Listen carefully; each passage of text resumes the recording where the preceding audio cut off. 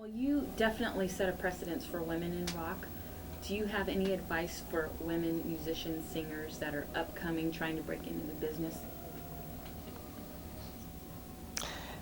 I'd like to, and I probably should have because I'm older, and if you're 63 years old, you probably have words of wisdom. But there is a problem with that, and that is that there's a genetic and spiritual aspect that's really has a heavy stamp on each person that comes into the world.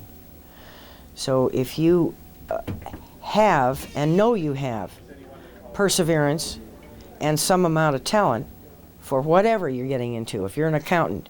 In other words, there's no way anybody'd hire me to do accounting. It'd be just idiotic. So I don't go there. And I learned that early on. That's not where I'm supposed to be. So if you know where you're supposed to be and you want to get it, you will. And if you don't have the kind of personality that's going to persevere with it, then you won't. I mean, I can't give somebody else with a different genetic and spiritual makeup advice. They've got to do it themselves. Definitely makes a lot of sense. Now, about your artwork, what age did you begin painting? Geez, about 3. I used to draw, not paint, but pencil on paper or pen on paper, off and on. But I started really being compulsive about it about 6 years ago. So what medium did you, so you began with pencils and chalk, that kind of thing, and how did the medium progress? Pencils at first, pen on white paper, watercolor and chalk, to acrylic and scratchboard, and now it's pretty much anything that the subject asks for.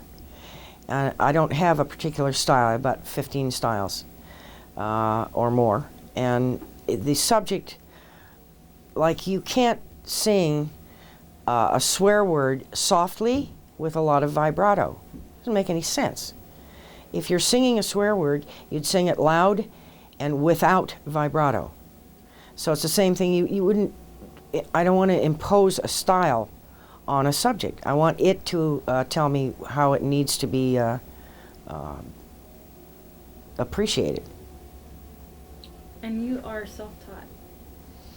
Yeah, you just keep working at it. But the thing is, it's not a matter of teaching, it's just a matter of repetition. And you just keep at it. Almost anything is, I think there's somebody said Walmart, head of Walmart or some guy has $80 billion. He said it's 90% work. And they say, well, you're a genius. And maybe it was Einstein even. Some huge person said it's 90% work and 10% talent. You got to just keep at it. And some of the stuff I do really sucks. And some of it doesn't. Some of it I look at it and go, wow, that's amazing. How'd you do that? Well, all the stuff I've seen here today I think is awesome. Well, generally I don't send things that really suck to my agent, you know. I wouldn't think so. Sometimes I do, and I tell him don't show that, and he does, and it sells, and I'm always amazed. Wow. So when you are going to start a new project, a new canvas, you have a blank canvas, how do you approach it? Do you sketch out your art first? Yeah, I always start with a file card, blank file cards, and I'll sketch something real fast. Then it goes to about a sketch pad, which is about 8 by 10 white paper, and then define it a little more. And then I'll take, draw that, erase it, draw this with pencil, erase it till I get it the way I like it. Then I take it down to mailboxes and have them blow it up to the size that I want. Then I'll take that back home, put carbon paper underneath it, and put that on top of a canvas.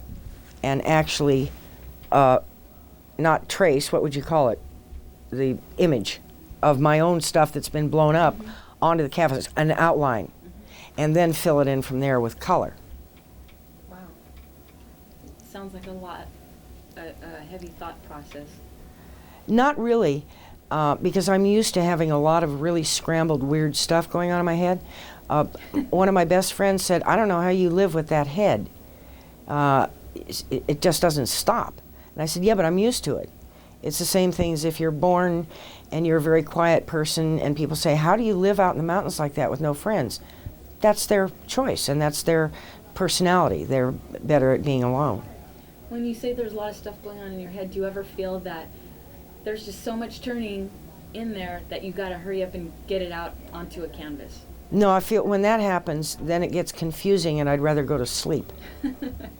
So I can get up and have it a little bit more sequential rather than all the shit going on at once. And that'll happen, all this junk going on. I just think, okay, shut up, you know.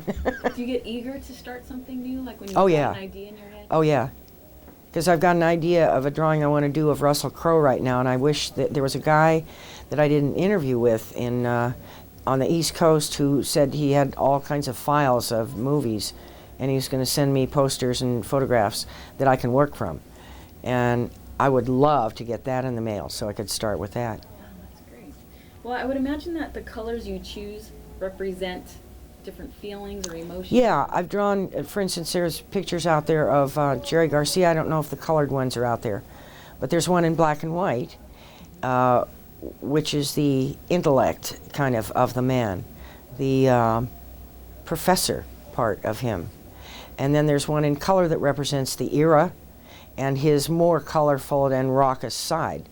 And he had many different sides, as did Jimi Hendrix. I can draw Jimi Hendrix forever, because he had so many aspects that you just keep going as long as you are alive with certain people. Some people are not that interesting. I was mentioning before, white people are harder to draw than black people because they are so kind of bland, their features. And it's not as interesting for me to draw white people as black people. That's just me, though. Other people might say, oh, I just love drawing white people because yada, yada, yada, whatever. Each person has their own preferences and abilities.